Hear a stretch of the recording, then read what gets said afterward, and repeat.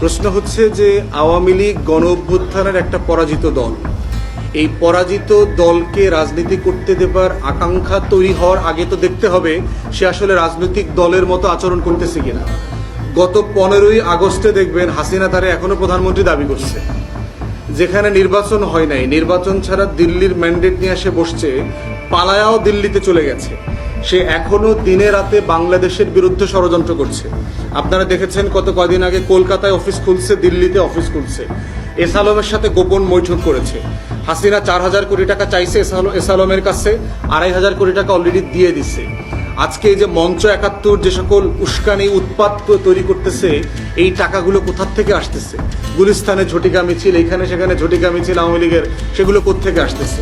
আওয়ামী লীগ গণহত্যার জন্য ন্যূনতম আওয়ামী লীগের কোনো নেতা কর্মী একেবারে রাস্তার মানে টোকাই লীগ থেকে শুরু করে কেন্দ্র পর্যন্ত একটা লোক গত 1 বছরে এই দুঃশাসনের জন্য গণহত্যার জন্য ক্ষমা চাইছে কিনা, রিগ্রেট করেছে কিনা?